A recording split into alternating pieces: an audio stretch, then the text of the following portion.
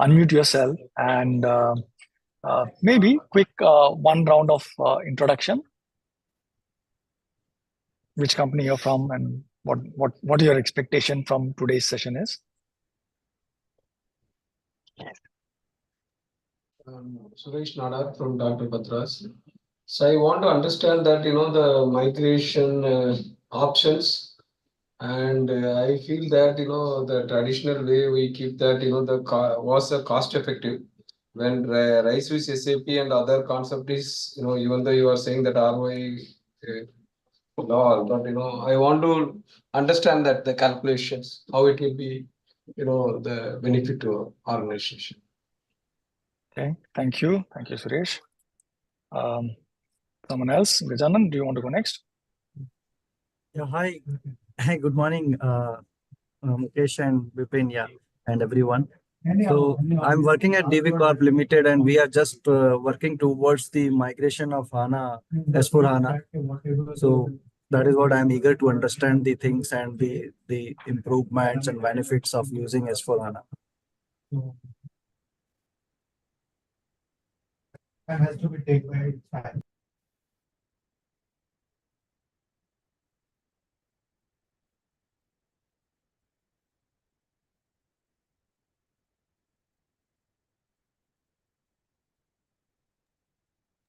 So I think Ravi, yeah. So I think Ravi is still connecting to audio. Satyesh, I think would you like to go next? Can you hear me? Can yes. you hear me, Mukesh? Yes. Hi, this is Satyesh Rajput. So I'm from Banana. I'm keen to understand, what are the new things that is coming up on your S4HANA space. I know Rise with SAP is a big thing, and SAP is putting a lot of effort in that space. So I want to understand from, from a technology solution provider, right? So just from education perspective. Okay, thank you. So that's interesting because today's session is more about value and how you calculate and not only capture value, but also showcase the value that you've captured. And Vipin and his team have actually put together a value framework, which is going to talk about, which is something that you can use to, showcase value from your investments. So in fact, when we talk to our customer and partner, this topic keeps on coming.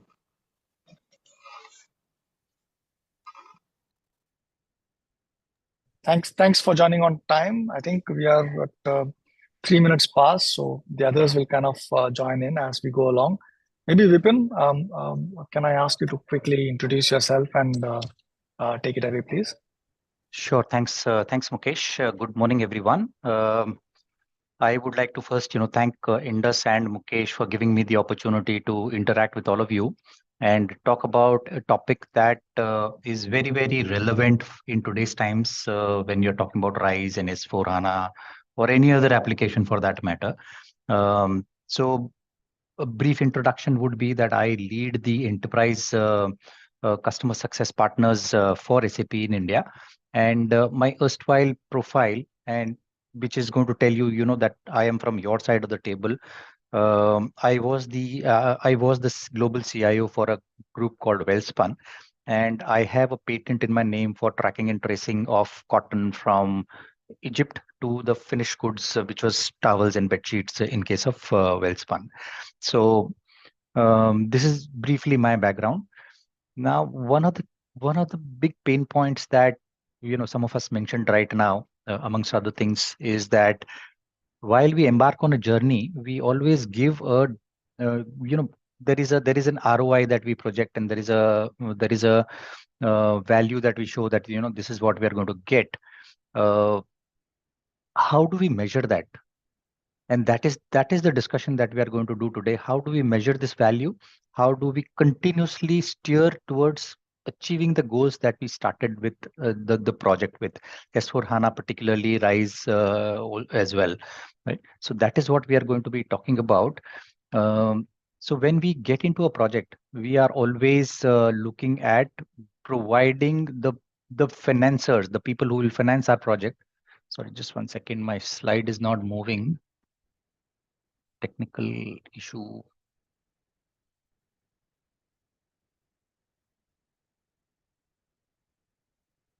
Mukesh, can you let me know if you can see my screen?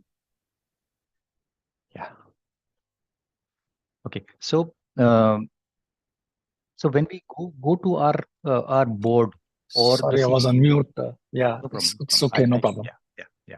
So when we go to our board or the CEO or the CFO for an approval for the budget of an exercise that you're going to do, S4HANA in particular or RISE, whatever the case might be, you go with a outcome that you're going to get, and how is that ROI going to come back for the money that is going to get invested in the project that you're proposing. In most cases, these projects or these ROIs or these values that you're trying to discover are approved. But unfortunately, in most cases, I have seen that once that approval comes in from the board or the CFO or the CEO, whoever is responsible or authorized to sanction that budget for the project, these things get relegated to the background, and then it is then the nitty gritty, the hurly burly of deploying the project, implementing it, etc., and which is where we lose out the connect with what was the reason why we started, what was the value we were trying to deliver. Now, value could be of two types: tangible and intangible. Tangible being that you're going to reduce the cost, you are going to improve the efficiency, you're going to probably the time to market is going to improve, you're going to improve efficiencies, etc. And intangibles could be that when you go on such a project, you are going to become more efficient from the reporting perspective, so you will close your quarterly results faster, you will be a brand to reckon with, you will be seen as top of the line innovator, etc. So both of these are things that are getting discussed and then getting relegated, most of the time not being discussed after the project has gone live or the project has been implemented. In some cases where these do get interestingly get discussed, the challenge would be twofold. One is there will always be a debate to figure out whether the benefits that you are illustrating, the benefits that you're listing out, are because of this project or because of something else. There are always going to be that debate. I've seen that happen multiple times in my erstwhile organization, as well as when I'm on this side of the table with SAP. I've seen it happen with the customer. And if that discussion dies down, or there is a decision that is taken that yeah, this is a value that is coming from this project, then the second discussion would be, is this value correct? Should it be lesser than this or should it be more than this?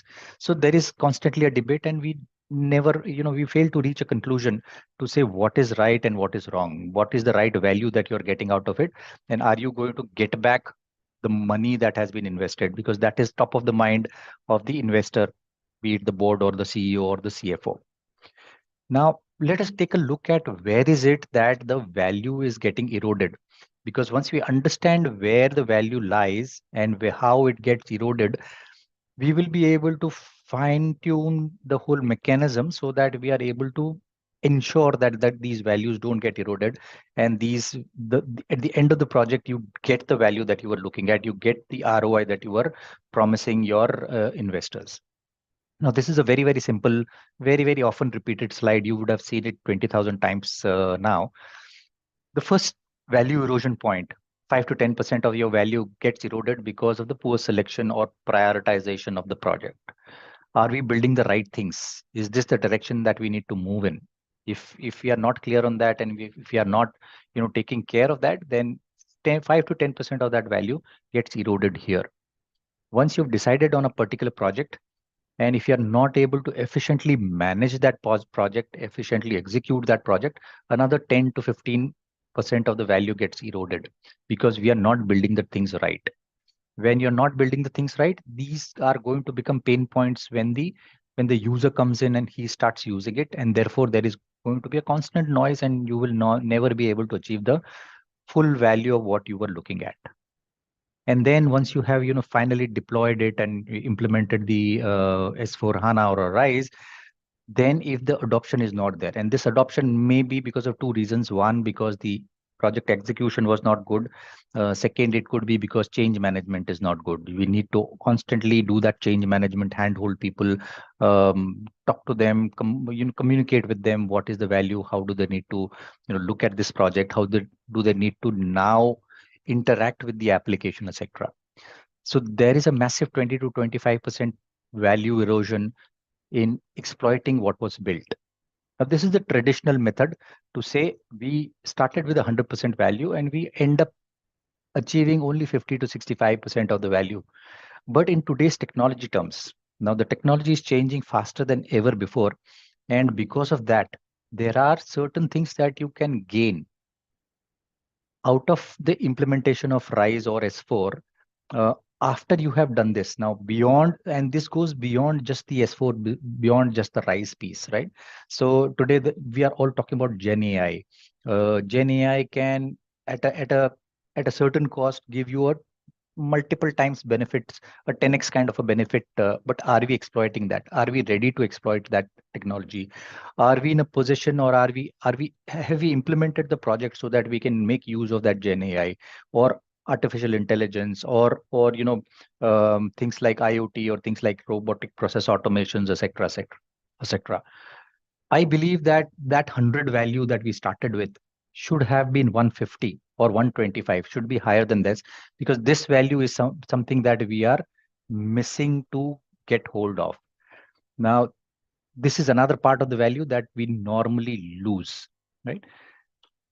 Now that we understand where are the positions, or what are the activities where we lose this value, let us first look at the first use piece, the build the right thing, build right things, and exploit what has been built, and understand how is it that we can ensure that we don't use this 50 to 45% of the value that we were originally envisaging. So we will go one by one. First, we will look at what is it that we need to do when we are in the project implementation or project conceiving phase, right? So SAP has come up with 12 keys to success. Now, this keys to success ensures, if you follow this rigorously, will ensure that you are building the right things, you are building the things in the right way, and that exploitation of whatever has been built, the adoption of whatever has been done, is really good, and you are getting complete value out of it when you move from first use to full use. Okay, so let us discuss these 12 keys, and these are very simple ones. No rocket science in these. It is just that the rigor needs to come in. It is just that we need to put pen and paper together and start monitoring, start ensuring that these are being followed, and these are being adhered to, these are being implemented as and when, in whichever stage that is required. The first one is program vision and business case. Do we know why we are implementing this project? Why are we going on RISE? How are we going to go on RISE? What is it that we are going to get out of this RISE? What is the business case? What is the ROI that we are doing? That has to be documented and has to be kept as a live document, and which keeps changing from the value perspective as you explore and as you understand more capabilities that S4HANA and RISE bring to the table. So the value, like I said, should not be 100. It should be a starting point of 150. And I'm just throwing some numbers here. It could be 120. It could be whatever, right?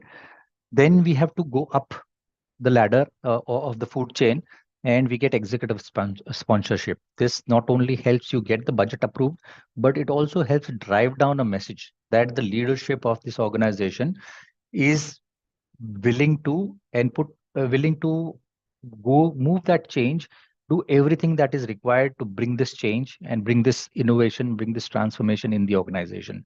When the leader speaks, when the leader focuses on these projects, they obviously become a little more easy from the adoption and consumption and the change management perspective.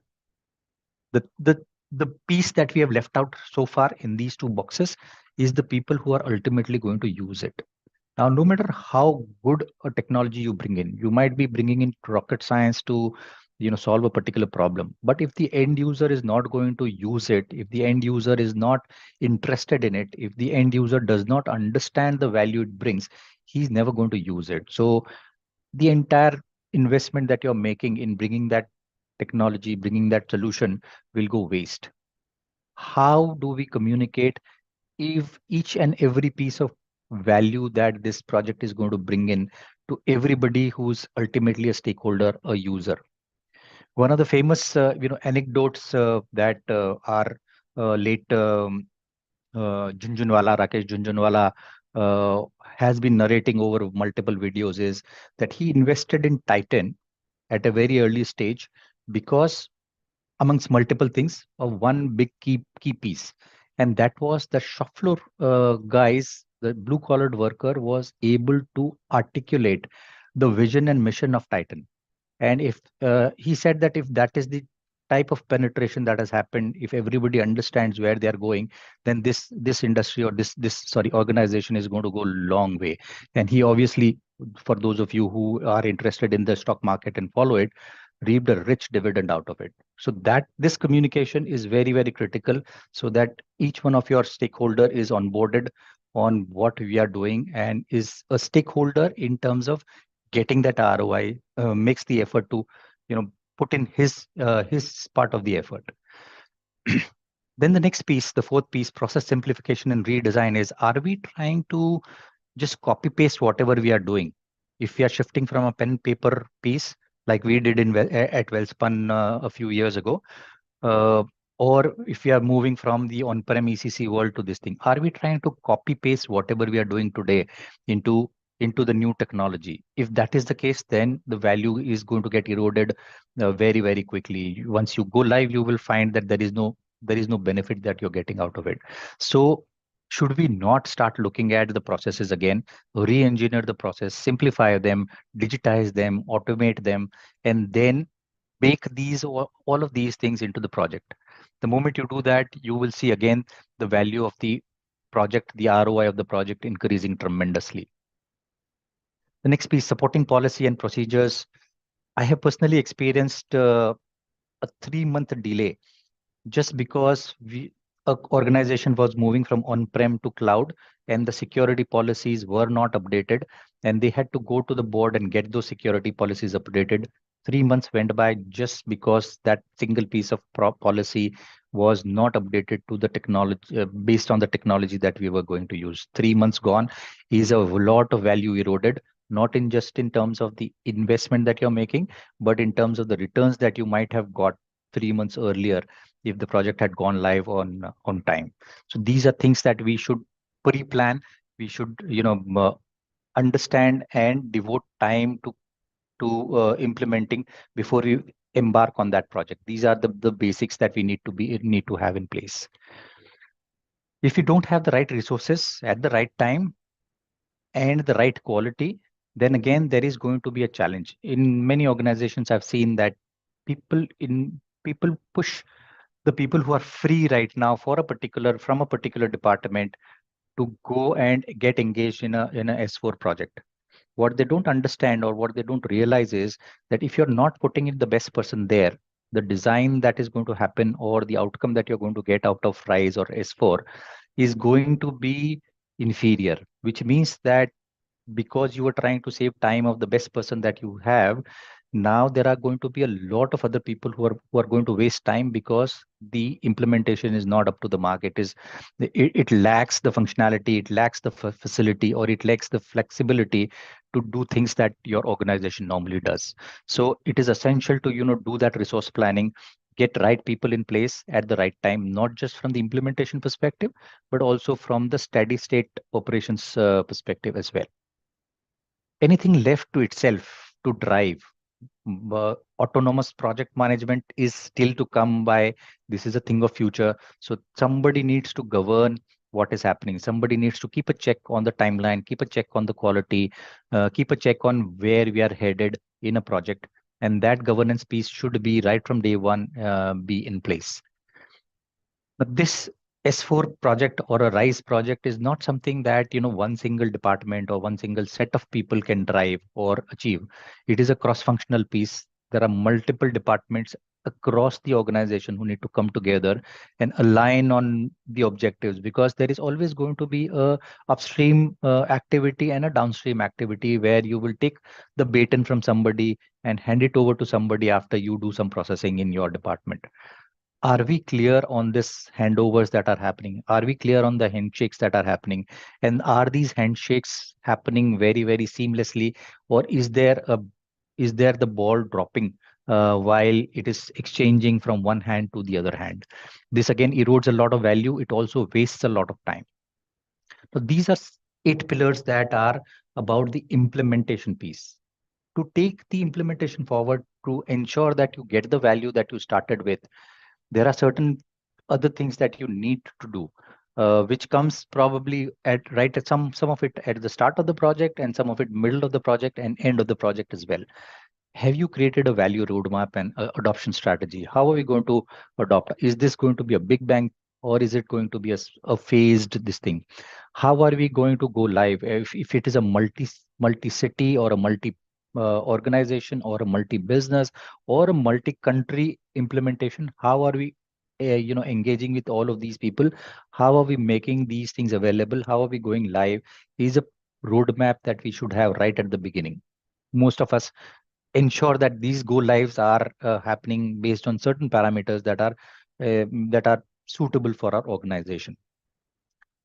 Now, as human beings, we have always craved for things that are that say that you have done a good job. A pat on the back is always good, always motivating.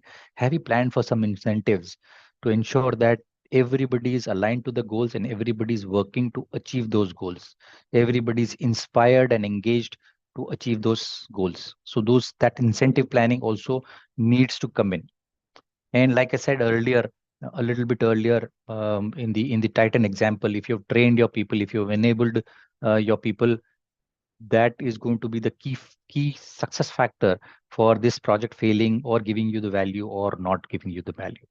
The last piece, and probably the most important piece, which I'm going to take forward into a little bit more detail, is the success measurement. What are the KPIs we are looking at? How are we going to measure it? How are we going to do a as is versus a starting and the ending piece? It was earlier this parameter for this KPI. Now where are we? Have we moved?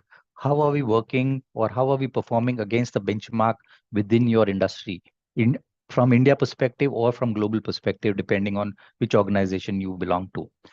And can we possibly define very, very clearly what does success looks like? Can we measure those goals, and can we manage those goals? And it is not a one-time activity that we do. Once we have defined all of these pieces, we need to get into an infinite loop, which will continuously monitor whether we are moving towards the goals that we said we will achieve, and are we moving towards achieving those KPIs or not? And if not, then how do we course correct? Now, so this measurement piece is easier said than done.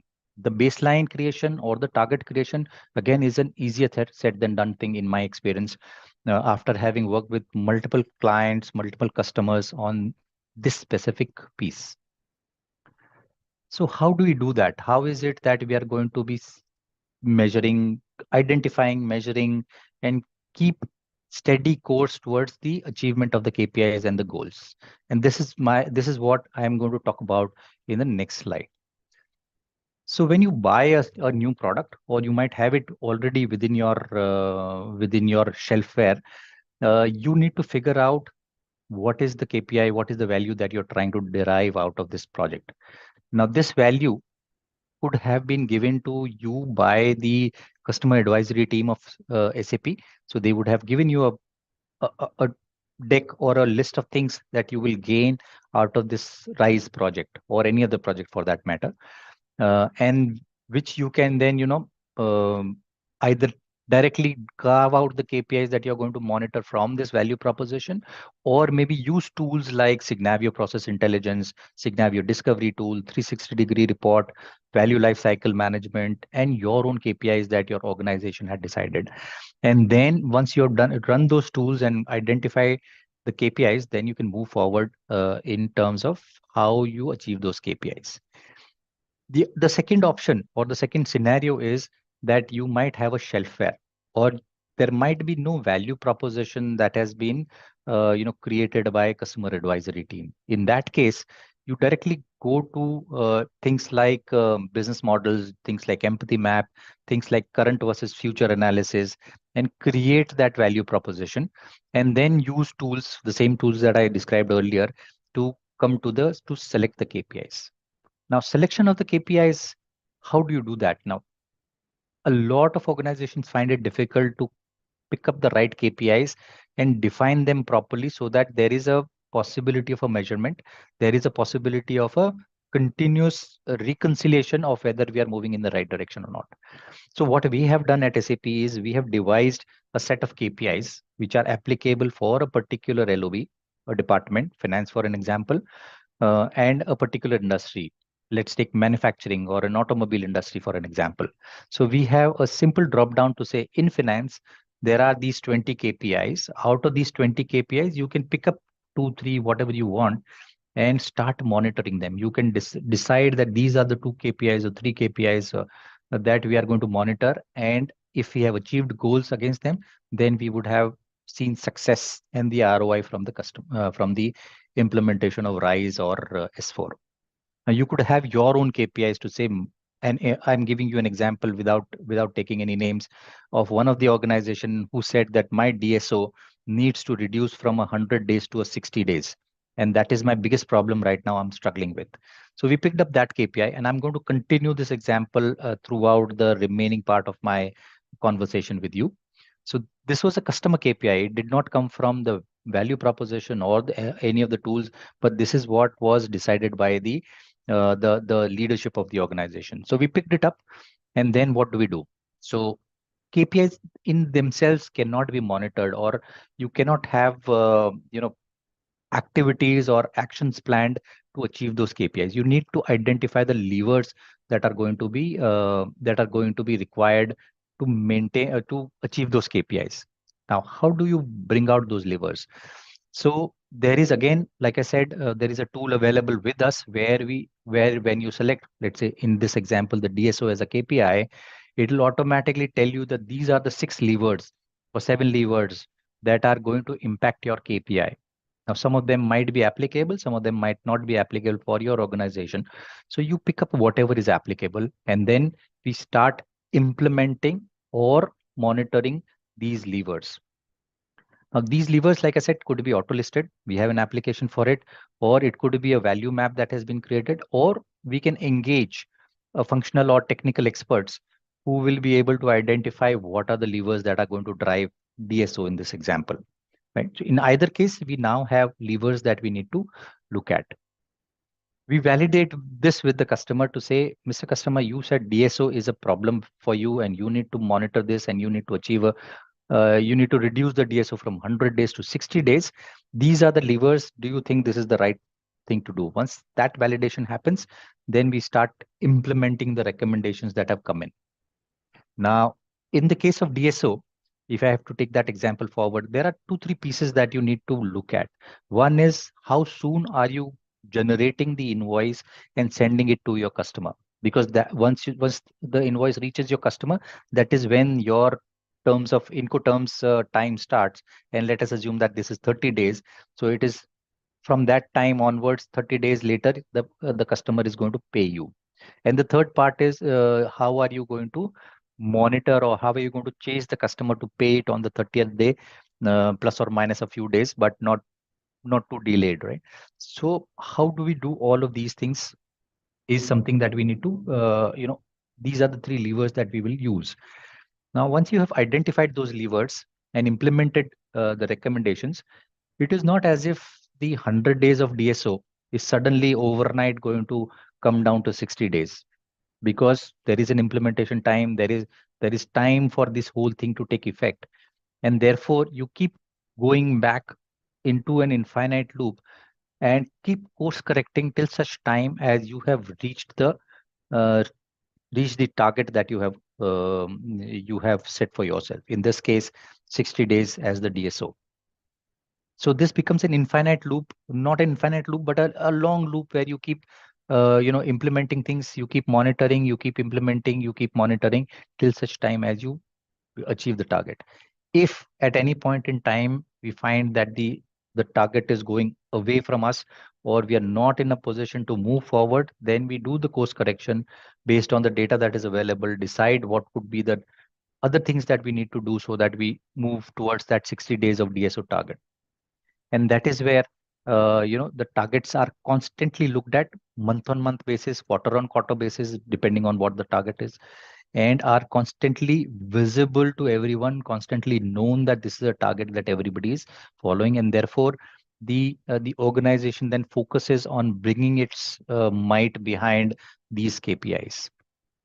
Now, once you have achieved one of the targets as DSO, for an example, then you start looking at new products or other KPIs or other shelf fare and start the loop again. So this loop constantly keeps moving in terms of achieving the trying to achieve the target or the KPI that the organization had set out to achieve. Now let us look at what happened when we implemented this in one of the customers. DSO is the example I took. We mapped out what the DSO, how was the invoice getting generated, how was it getting delivered, and how were we planning to or communicating with the customer to pay on time. So this entire map, we have redone the process that they were utilizing and come up with a completely digitized, no human touch process. And if you see here, there are these marks, right? There is a robot within a red box. These were all things that were being done manually. We removed all of this manual activity and started doing it automatically using systems, using RPA, using BTP, using automation, APIs, etc., and reduce the time to deliver the invoice or create an invoice after the sale has been completed or after delivery has been done, which means that we have reduced the time, some bit of the DSO, 100 days of DSO, and made it more efficient. Then there were, if you see the bell icon, these bell icons were intimations, alerts, or escalations, which would ensure that anybody who's supposed to take a decision or a call or an action on any of these things that are pending with him gets a reminder to say, you have not given a decision on this for 24 hours or 48 hours, and at a certain point in time gets escalated to the next level to say, we need a decision on this thing, otherwise our invoice is pending and we can't send it to the customer. Right? So again, we are trying to squeeze the time that we are taking to generate the invoice and the accurate invoice. Right?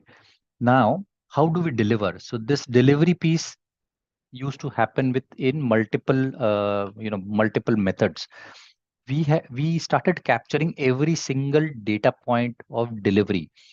If we have sent it by mail, when did we send it exactly? What time did it reach?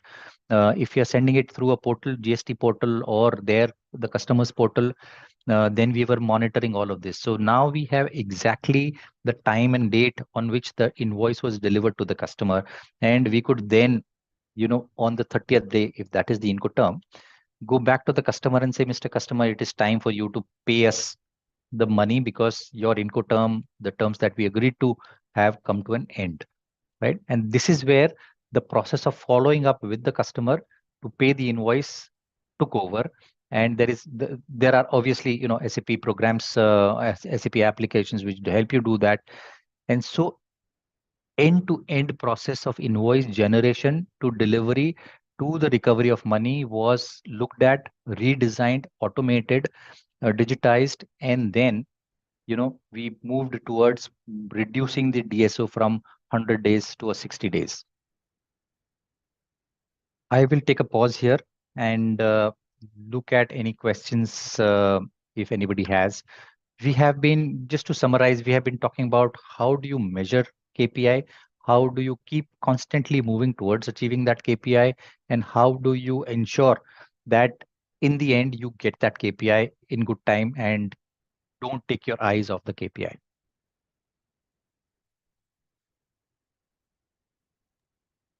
So thanks, Vipin, for sharing all of this.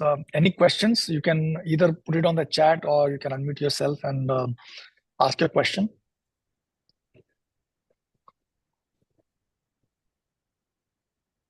So I have a question to start the conversation around, Vipin. Having done this now for multiple customers, where do you see the biggest drop in value capture that you see across customers, or what do you think is the biggest challenge or area of improvement that you see?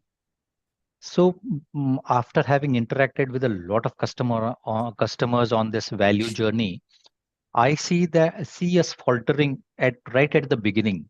So if you see, just a second, I'll bring that slide back. If you see, we said that we will do a baselining of the values of whatever KPI we are looking at. That baselining has to be accurate if you have to move forward and achieve a target. Most of the customers, 99% of them, unfortunately, struggled to create that baseline. It was either because the data was not complete or because the teams were not willing to discuss on that baseline. That was the biggest challenge that we had. The second challenge was this digitization, reimagining of the process, redesigning of the process. Most people were comfortable doing what they have been doing, and they wanted just to pick up, copy paste the process that they were doing and somehow reduce the manual component on it. Like I said, digitize, automate it, and then let it go. But they were not willing to look at the new technology capabilities that bring in efficiency, because that is something that change needs to happen. You need to unlearn and then learn again. That was the second big challenge to achieving value. Interesting you say that customers are not able to define KPIs or baseline at the start of their journey, because I would assume that customers actually are able to maintain and manage their KPIs because they're running their business through those KPIs. So it's surprising. So I'll just stop. It also came to me as a surprise, because I thought the customer or the people who are working on it day to day know the business as clearly as anybody else can, and they would be able to give you the benchmarks, give you the numbers, etc. But unfortunately, looks like there is a gap there. So maybe a question to everyone else on the call. So number one, do you do all of these processes in your organization when you run an IT project? Forget about S4 or RISE, any technology deployment from that point of view. If yes, please do share as to your experience. If no, please let us know where do you see potential for improvement in your organization, or if you do something differently from what has been shared, please do share that as well. The whole idea for us to get together is so that we can exchange knowledge and learn from each other. So please feel free to kind of share with us what you do. So Mukesh, actually, it is very tough to follow all the KPIs in the Indian environment. Actually, like people are so busy to discuss with these things like executive sponsorship. This is very good key to success. But the thing is my experience, the executives are very busy with the business actually. Okay, thank you. Gupta ji, do you want to share as to know how do you measure value in your organization? So the thing is, like, as an IT, we have a team of almost 50-60 people, but like the business is very busy and there are very less people who involved with the IT. And we generally do, like, we get the idea from the partners, we implement that as an POC, we showcase them with the business, and in case that is completely fruitful, then only we get to opportunity to implement that actually. So Gupta ji, I have a question and a suggestion for you. If you're saying that the business team is busy with their own day-to-day work and therefore may not be able to devote time on measuring this thing, or getting into the nitty-gritties of the value that is coming out, what would you possibly have to say for things like data based measurements, right? So if you were able to, because you have access to the system, if you were able to pick up the data, do the analysis yourself, create a baseline for yourself, and then start looking at other things after, let's say, 6 months or 3 months, and then create that same database and see where have we headed. Has the, and just an example, has the DSO come down from 100 days to 90 days, for an example, where there is very little involvement of the business. You are just picking up the data and you're crunching it. Maybe a little bit of functional expertise, or, to be added to this thing. Would you think that that would at least drive the organization towards saying we are in the right direction, and slowly moving towards the target that we had set for ourselves? Would that help? Yeah, yeah. So that is what, like, we are going on a micro level on a process. We are also studying each and every process, and we are trying to find out the opportunities of the automations and removing the manual interventions. Mhm. Thank you. Anyone else wants to share? Suresh, Murali, Tejveer, anyone? Shobna ji, Abhay, Krishna, Ravi, Virendra ji, Amit. Hi everyone, this is Shobna. Hi. So yeah, Gupta ji, I was just hearing, your predicament. Most of the time, the senior management is pretty busy.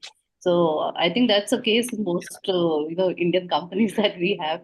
But I think the only real way to manage it is to have shared KPIs, shared KRAs and KPIs. If not with the top bosses, at least, identifies owners of each and every area within their, um, uh, say, department, for example, a finance or a procurement or sales, and make them responsible along with the IT teams for driving these kind of projects. Equally Yeah, responsible. yeah. So even more on that, like, nowadays from last 1 year, there are multiple changes from the Indian government, MCA.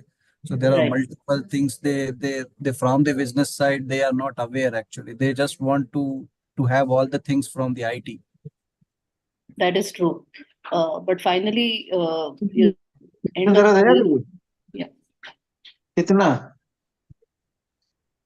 One Sorry, go on. Yeah. So I think at the end of the day, when it comes to, for example, the regulation now for something like a DPTP Act coming into force, right? It cannot be solely IT who can take care of these things. So I think that awareness has to be pushed in whichever means to the senior management, because uh, the penalties or the repercussions of not having to comply are also pretty high. So another way possibly is also to get your company secretarial or the compliance teams involved in it, so that they also push the importance of complying and getting the relevant stakeholders involved. Yes, thank you. Thanks. Thank you.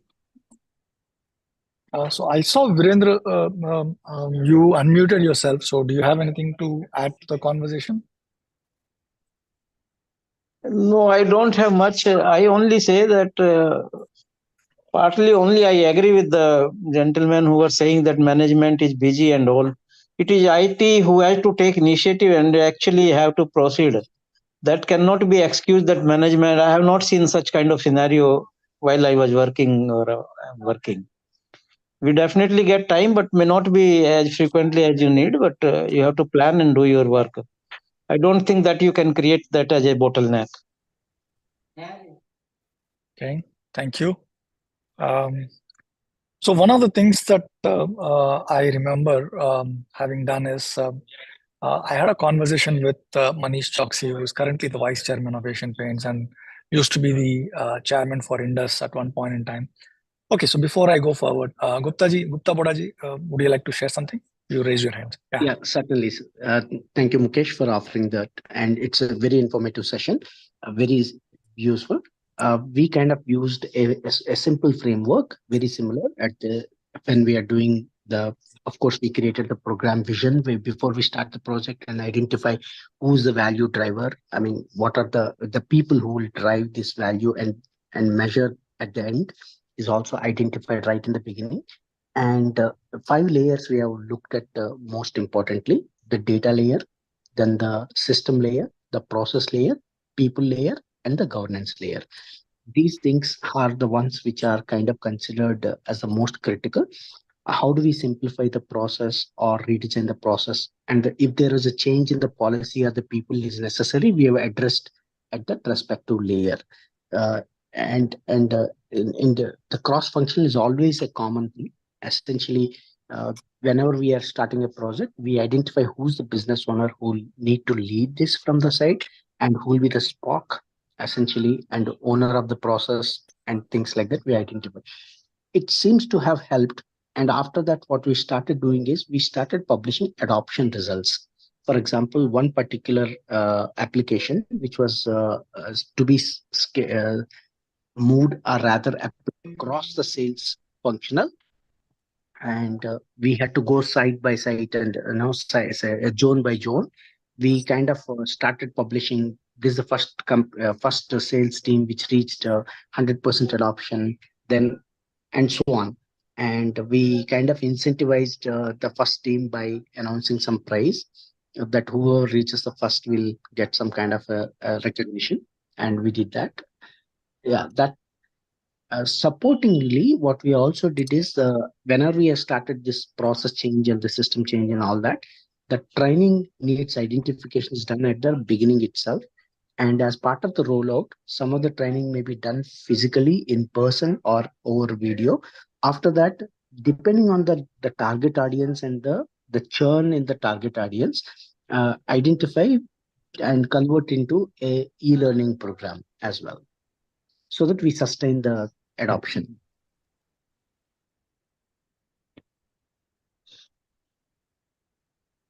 Thanks. I think what clearly I can take away from that is that by ensuring that the people, the processes are changed and the people are trained on the new processes, you are making the new process the status quo. And I think that is what probably is the ultimate success in terms of any change project, any large scale transformation project, to kind of, when the new behavior becomes the norm, and for everyone that becomes the status quo, to kind of, move forward from. So thanks for sharing that, Gupta ji. Abhay, Amit, Tejveer, any one of you wanted to share and add to this conversation today? Hi, this While is yes, please.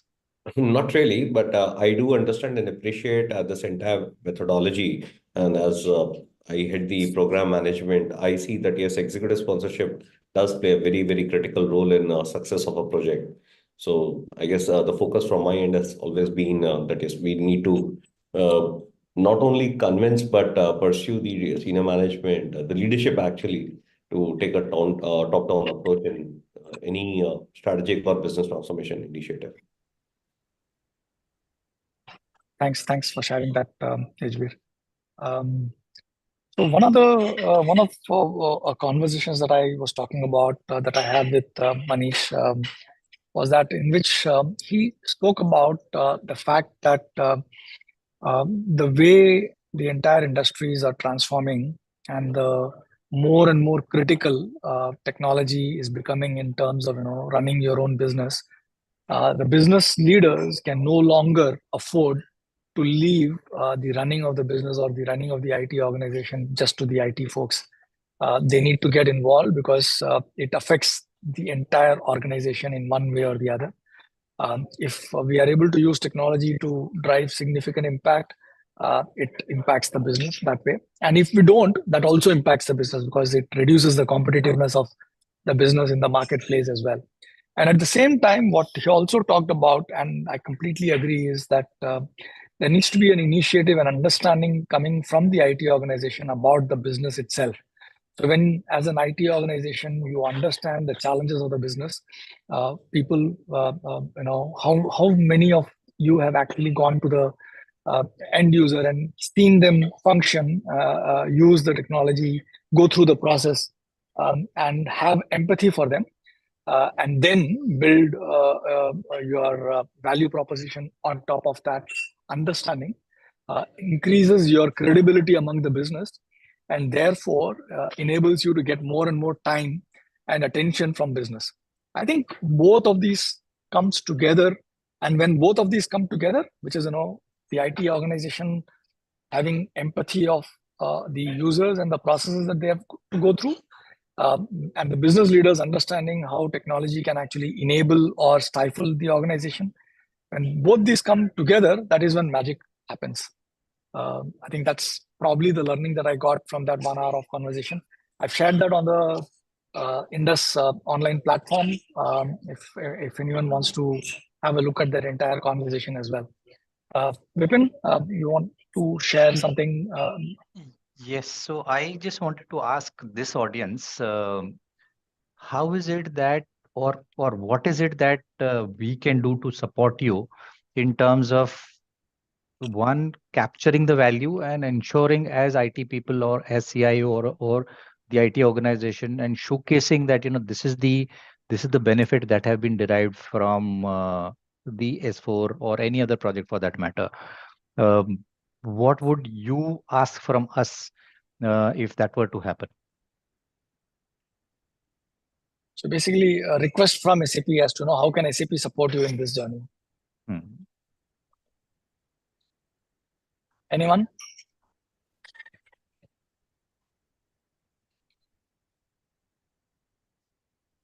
Personally, I think Vipin, yes, please. Okay. So if you look at from the SAP side, what I suggest, why can't they bring the standard reports basically from the KPI point of view? The methodology, what has been very clearly articulated by Gupta. It's definitely it is very, very interesting and very, very for the organization benefit. The SAP can come out with a standard best practices report itself for each either financial side or operation side or from the logistics side, so that we can minimize the bottleneck of the partners basically, rather than depending upon the data pointers. So if I understand correctly, Murali, what you're saying is instead of waiting for a customer to ask for a benchmarking report, you're saying can SAP not be proactive in providing a benchmarking report to each customer? If you look at from the GST point, there are a lot of compliances report has very clearly has been published. A lot of reports has been published from the compliance angle. Similarly, for the KPIs, so let that SAP suggest from the geographical level.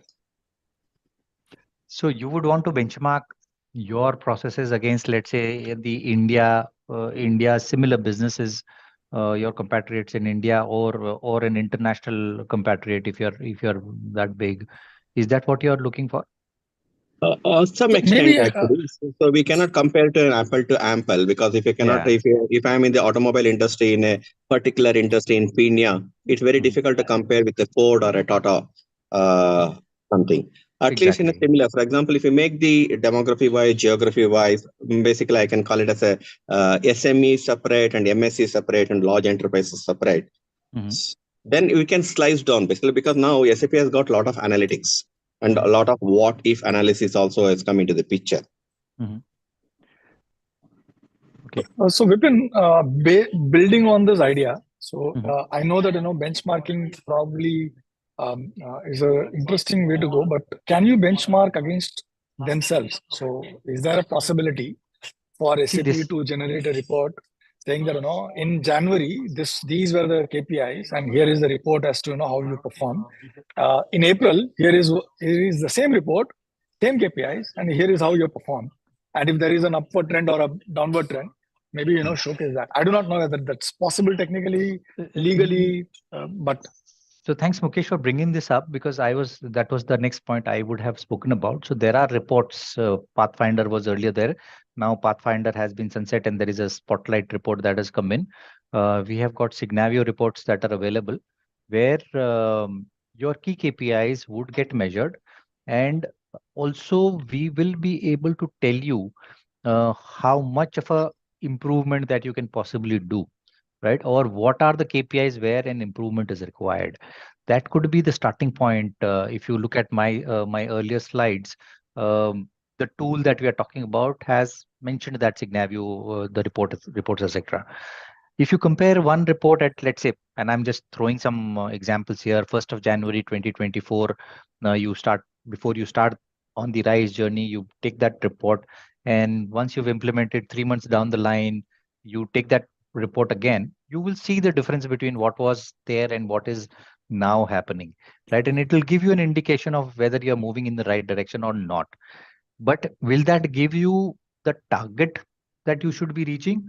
That is something that is internal to an organization. So you can build from there and create your targets to say, if in 6 months period this is what I have been able to do, there is still some value left, so I should be able to achieve, let's say, another 20% improvement in those KPIs. I'm just throwing some numbers.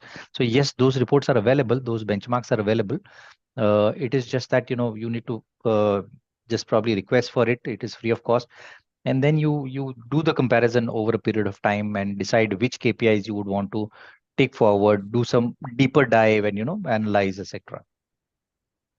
Can the CSPs actually do this on behalf of the customers and provide this report? I don't know. I'm putting you on a spot. Authorization, no problem. So there is an authorization that is required. Once the authorization is available, yes, those reports can be created. Okay, so maybe that's an area that can be explored going forward. Yeah. As an outcome from this call. Correct. Anyone so else probably has need any? a Please. mail to say that we would request SAP to deliver this report for us, and that should do the trick.